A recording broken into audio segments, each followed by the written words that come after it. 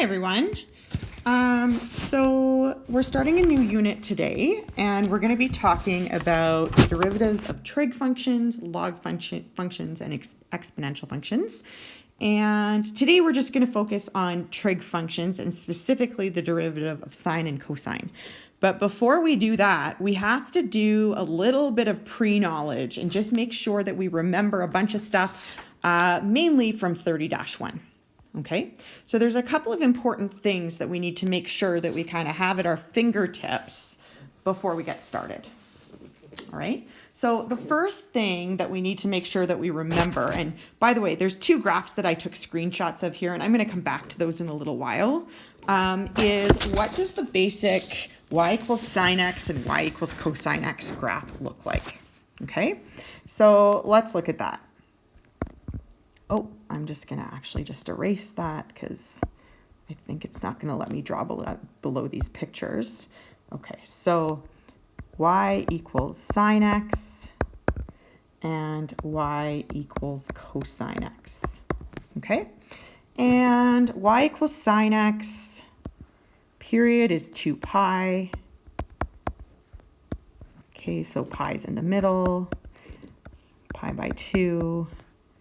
3 pi by 2, and actually exact same period for y equals cosine x, 0 to 2 pi, pi is in the middle, pi by 2, 3 pi by 2. Okay, and then our range for both of these is from -1 to 1, -1 to 1, and obviously this is just a very rough sketch, and the sine function looks like this, and the cosine function is a horizontal translation of the sine function. It starts at 1 when x is 0, or when theta is 0. And there we go. It should be very smooth. There we go. Okay. I've done better than that, but I've done worse than that. Okay, so we have to make sure that we can picture those in our head. We also need to make sure that we remember some of our trig identities.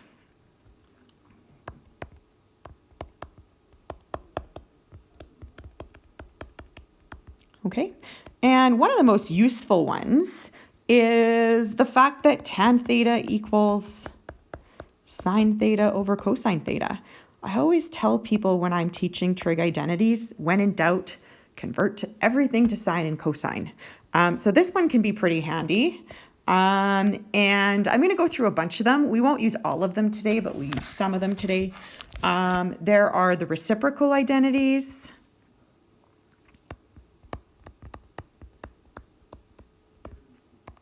Right, so cosecant theta is 1 over sine theta. Secant theta is 1 over cosine theta. And cotangent theta is 1 over tan theta. And because that's the reciprocal of tan, it's going to be the reciprocal of sine over cosine. So this is cosine theta over sine theta. Okay. And then there's another group that can be useful, which is the sum difference.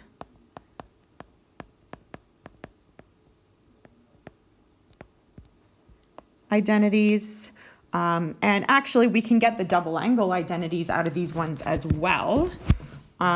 So sine A plus or minus B is equal to sine A cosine B plus or minus sine B cosine A. Okay, and then there's cosine A plus or minus B, and that's equal to cosine A cosine B. And here, got to be careful, the signs are actually different from what the sign is in the bracket. So it switches minus plus sine A cosine B. Okay, so those are the sum difference identities. And then there's the Pythagorean identity. And there's a few Pythagorean identities, but they all kind of are derived from the main one, which is sine squared theta plus cosine squared theta equals 1. Okay.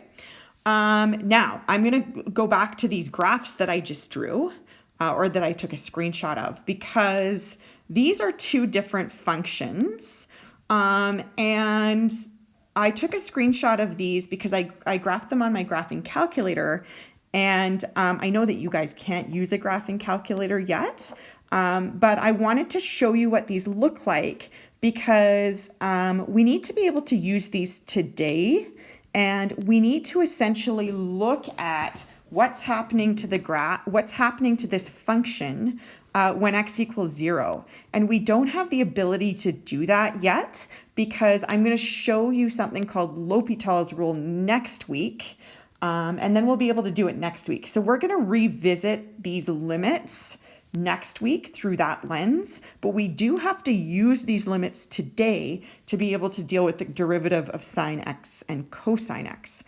So the second graph, I'm going to start with that one, is this, y equals sine x over x. And we're particularly interested in what's happening when x equals 0. And as you can imagine, because x is in the denominator, we shouldn't actually have a value of the function then, because it's undefined, right? When you divide by 0, it's undefined. Now what you can see, that's the second graph over here, is that a limit exists though, because as you approach 0 from the left and the right, the graph approaches 1, okay?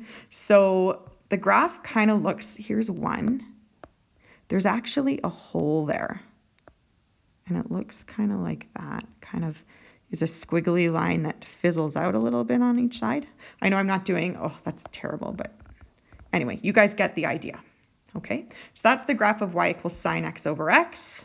And the important thing to note is that the limit as x approaches 0 of sine x, over x equals 1. Okay, when x equals 0, the limit equals 1. The other function was y equals cosine x minus 1 over x.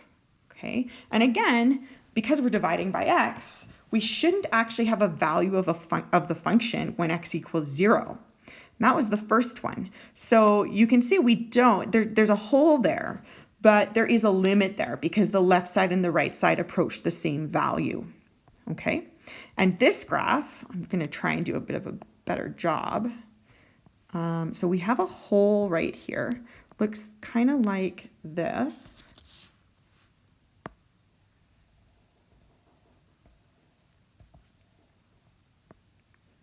I think it actually touches there. I think I messed that up on the other side. Okay, hold on. Did I? I think I might have. Anyway, I think it's kind of like that. Anyway, again, the important thing that we're concerned about is what's happening when x equals 0. Okay, and again, function doesn't exist there, but the limit exists. The limit as x approaches 0 of cosine x minus 1 over x equals 0. Okay? So that's kind of the background information that we need to start going forward. And at this point, you should kind of turn over to your notes. I don't have a ton of room in there though, so I'm going to do the first part of the notes just in here. And the first part of the notes, essentially what we're going to do is we're going to find the derivative of these two functions. The first one is this, f of x equals sine x. And the second one is f of x equals cosine x. It's kind of our task for the day. Okay, and I'm just going to put like a line down the middle, and we'll do these one at a time. Okay, now when we first started looking at derivatives, we figured them out using first principles. So, and I'll remind you what that is. F prime of x is the limit as h approaches 0 of f of x plus h minus f of x over h. Okay, now in this case, we're looking at the limit as h approaches 0 of sine x plus h minus sine x over h. And now what we're going to do is we've got this sine x plus h. We are going to use that handy sum identity to break that down. Sine of a plus b equals sine a cos b plus sine b cos a. So I'm going to break this first piece down. The limit as h approaches 0 of sine x cos h plus sine h cos x minus sine x over h. Okay, and now from this term and this term, I have a common factor of x. So sine x. So I'm going to factor that out of those two terms. So I have the limit as h approaches 0 of sine x, and then from this term and this last term, what's left over is cos h minus 1. And then from the second term, I just have plus sine h cos x over h. Okay, now what I'm going to do is I'm going to break this down into like two separate fractions. And I can break that into two limits as well. So this is going to be the limit as h approaches 0 of sine x times cos h minus 1 over h plus the limit as h approaches 0 of sine h cos x over h. Okay, now we can actually plug in a 0 because this cos h minus 1 over h is that graph, right? And the limit as x approaches 0 of cos x minus 1 over x is 0. So I can write this first limit as sine x times 0 plus, now this I can plug a 0 in for h as well, because the limit as h approaches 0 of sine h over h, well, that's the first one that we looked at. The limit as x approaches 0 of sine x over x is equal to 1.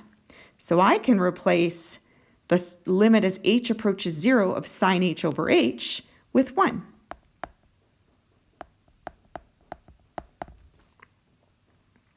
And now I have basically sine x times 0 is just 0, plus 1 times cos x is cos x.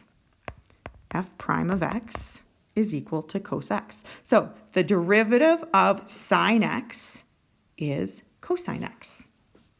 Okay, so we've got one of them. Let's do the second one. If f of x equals cosine x, well, we're going to use the same first principles. So f prime of x is going to be the limit as h approaches 0 of cosine x plus h minus cosine x over h. Okay, and now we're going to use the sum identity for cosine. Okay, so that's this one, cos a plus b equals cos a cos b minus sine a cos b. So we're going to break down this first term that way. So this is equal to the limit as h approaches 0 of cos x cos h minus sine x sine h minus, cos x over h. Okay, and then very similarly to the last limit, I have in this term and in this term, I have a common factor of cos x. So I'm going to factor that out.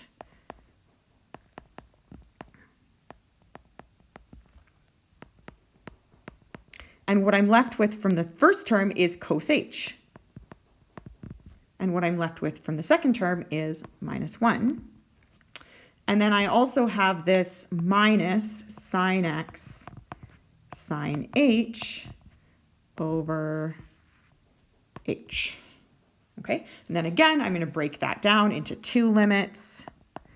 Limit as h approaches 0 of cos x times cos h minus 1 over h minus the limit as h approaches 0 of sine x times sine h over h. It's getting very squishy. I apologize for that. And now, again, we have these limits where we can actually sub in a 0 for h because the limits exist. So for the cos h minus 1 over h, the limit is 0. So this is going to be cos x times 0 minus sine x, and then the limit as h approaches 0 of sine h over h is 1. And so this, in this case, f prime of x is negative sine x. Okay, so when we start off with f of x equals sine x, we get that f prime of x equals cosine x. And when we start out with f of x equals cosine x, we end up with f prime of x equals sine x. Okay, now if we look at the slopes of the tangent lines, this kind of makes sense because if we go back here, I'm going to do this in a different color. If you imagine, I mean, this trig function, right, it doesn't actually stop here. It continues, right? And this continues here. And this continues here. And this continues here, right? So if you imagine what the slope is when x is 0 for sine x, that's about 1. Here it's 0. Here it's about negative 1. Here it's about 0, and here it's about 1, okay? Well, look at the values of cosine x at those same x values, right? When x is 0, cosine x is 1. When x is pi by 2, cosine x is 0. When x is pi, cosine x is negative 1, and so on and so forth. Okay. Now, if we do the same sort of thing for cosine x, look at the value of the slope, roughly estimate it. Here, when x is 0, m is 0. When x is pi by 2, m is about negative 1. When x is pi, m is 0 because it's a minimum. When x is 3 pi by 2, m is 1. And then when x is 2 pi, m is 0. Well, if you look at the same values in the sine graph, right, those are basically the negative values of the sine graph. So just by looking at the slopes, you can kind of make that connection as well. Okay? Okay, so now I'm going to switch over to the notes and we're going to try out some questions. Where are my notes? There they are. Okay, here we go. Okay, so important thing that we took away from that first introduction is if f of x, I'm going to switch back to black. If f of x equals sine x, f prime of x equals cosine x. And if f of x equals cosine x, f prime of x equals negative sine x. Okay, this, by the way, is not on your formula sheet. So you need to know this stuff. Now, what we also need to do is incorporate other stuff that we've learned so far, like the chain rule, the product rule, the quotient rule, stuff like that, when we are solving these questions, when we're finding these derivatives, okay? So for example, in this first example, differentiate the following, y equals sine 12x. Well, this is a chain rule question because this 12x is kind of like an inside function, right? So first we have to take the derivative of the sine x part. So this is going to be the cosine of 12x, and then multiply it by the derivative of 12x, which is 12. So that's 12 cosine of 12x. Okay? Same sort of thing with the next one. We have to take the derivative of cosine of 4x. So the derivative of the cosine part first is negative sine of 4x. And then we have to take the derivative of 4x and multiply it by that, which is 4. So this is negative 4 sine 4x. Okay? All right, now here we've got negative 3 cosine pi over 6 plus 2. Okay, so just think, what is the derivative of cosine pi over 6 plus 2? So derivative of cosine is negative sine. So this is going to be y equals negative 3 times negative sine x over 6 plus 2. And then we need to multiply that by the derivative of the inside, right? Now the derivative of x over 6 plus 2 is 1 over 6. So if we put this all together, negative negative makes positive, and then 3 over times 1/6 is 1/2. So this is 1 over 2 sine x over 6 plus 2. Okay? All right, here's one more. Y equals x, cosine x cubed. So again, chain rule. Derivative of cos is negative sine, so negative sine of x cubed, and then multiply that by the derivative of x cubed, which is 3x squared. So this is going to be negative 3x squared times the sine of x cubed. Okay?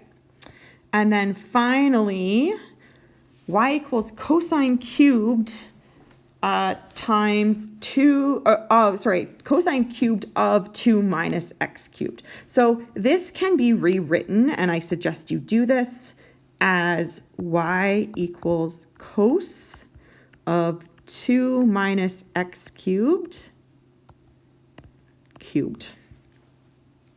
Okay?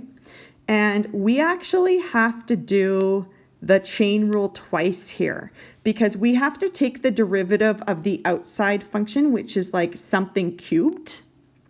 Then we have to take the derivative of the cosine part, and then we have to take the derivative of 2 minus x cubed part. So this is going to be done like in 3 steps. Okay? So the first thing we need to do is go to 3 times cosine of 2 minus x cubed squared, and then multiply it by the derivative of cosine 2 minus x cubed, and that is negative sine of 2 minus x cubed. And then we have to multiply it by the derivative of 2 minus x cubed, which is negative 3x squared. And when we put that all together, we've got 3 times the negative 1 from the sine times negative 3x squared. So that's positive 9x squared. And then cosine of 2 minus x cubed all squared. So that's cos squared of 2 minus x cubed times sine of 2 minus x cubed. Okay, so that was like a chain rule 3 times. All right, let's try a couple more. All right, so y equals the square root of x times sine x. So this is going to be a product rule. Okay, so we've got here u equals, I'm going to write it as x to the 1/2. U prime is going to be 1/2 x to the negative 1/2, which is 1 over 2 x to the 1/2. V is sine x, so v prime is cosine x. Okay, so y prime is u prime v, so 1 over 2x to the 1/2 times sine x plus uv prime, x to the 1/2 times cosine x. Okay, and we need a common denominator here. And that common denominator, the denominator in the second term is just 1. So the common denominator is going to be 2x to the 1/2. So essentially what I need to do is multiply this guy, this second one, by 2x to the 1/2 over 2x to the 1/2. And that works out nicely because x to the 1/2 times x to the 1/2 is just x to the 1. So in the numerator from the first term, I have sine x. And then in the second term, I have 2x times cosine x. And then in the denominator, I just have 2x to the 1/2. Perhaps now I'll put it back into the radical. And there we go. Okay. All right, 2 more questions and then we're done. Okay, so here's a question given cos x plus cos y equals 1. Find dy dx. So this is going to be an implicit differentiation question. So let's get at it. All right, so here's what we're going to do. We're going to go d by dx of cos x plus d by dx of cos y equals d by dx of 1. Okay, now d by dx of cos x is negative sine x. And d by dx of cos y is negative sine y times dy by dx. And d by dx of 1 is 0.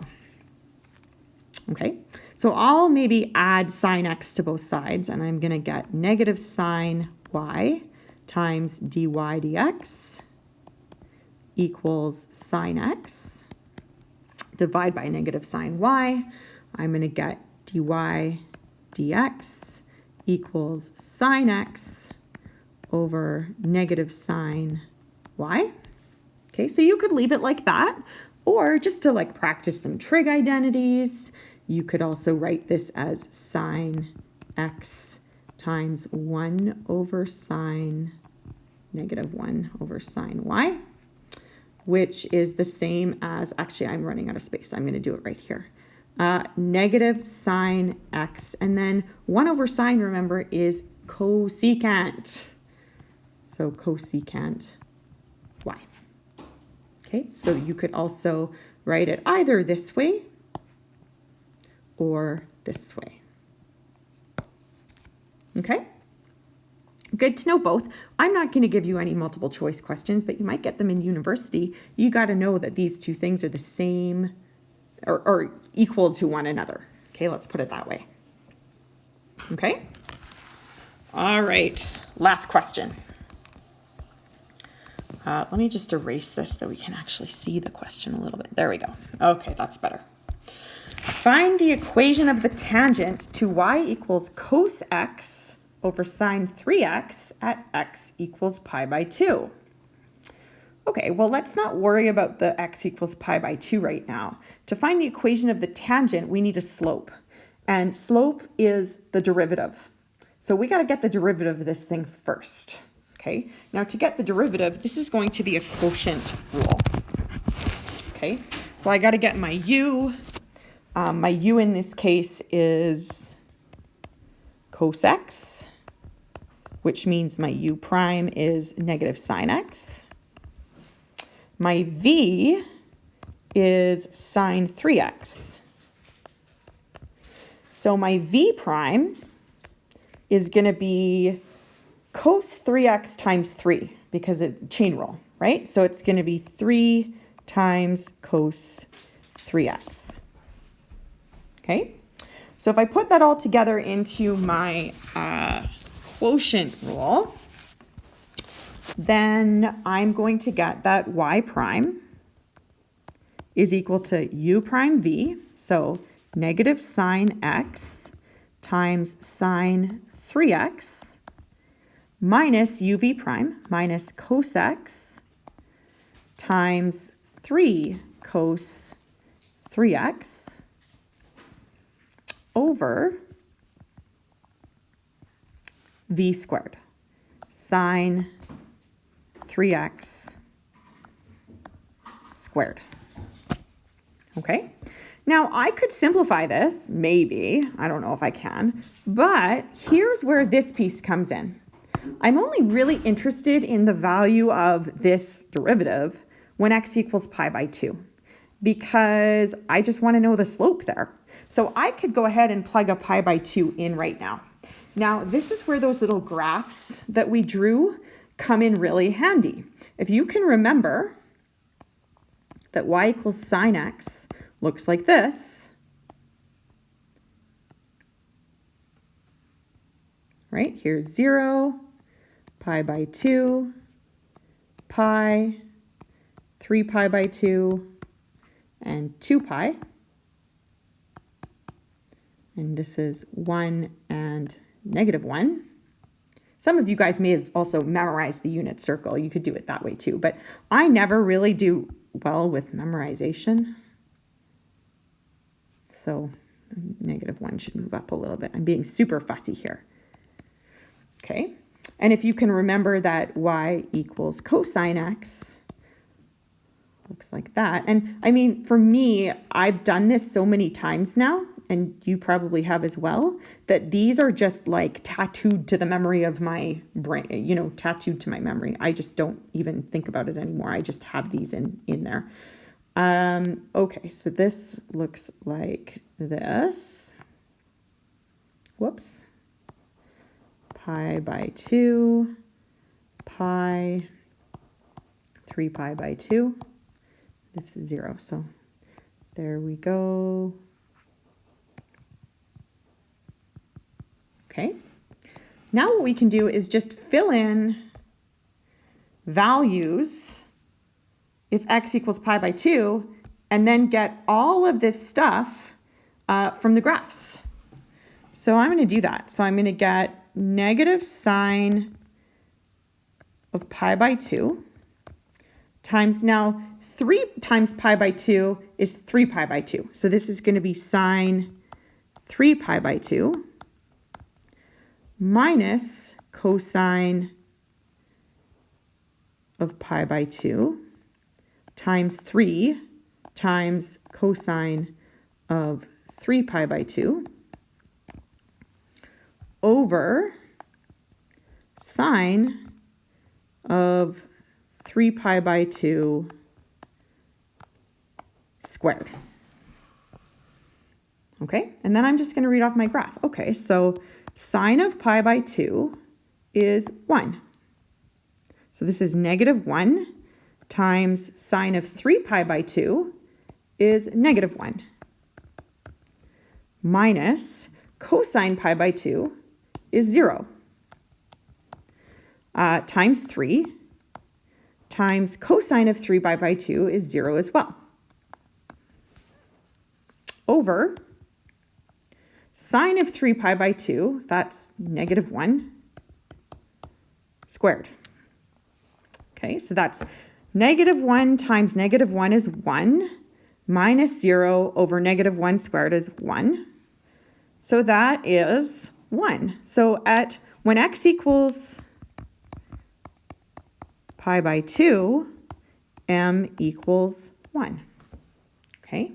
Now to get the equation of the tangent line, we also need to know the y value when x equals pi by 2. And y equals cos x over sine 3x. So we got to go y equals sine pi by 2 over cosine 3, or sorry, I messed that up. It's cosine x over sine 3x. So this should be cosine pi by 2 over sine 3 pi by 2. And that is cosine pi by 2 is 0 over sine 3 pi by 2 is -1, and that's 0. Okay, so I have m equals 1, and I have a point is pi by 2, 0. So now to get my equation, I know y equals mx plus b. So I'm going to plug in 0 for y, 1 for m, pi by 2 for x. And if I solve for b, I need to subtract pi by 2 from each side. So negative pi by 2 equals b. So the equation is y equals m is 1, so that's just x. And b is negative pi by 2, so minus pi by 2. And there we go. All right, so that's it for today. I will see you guys again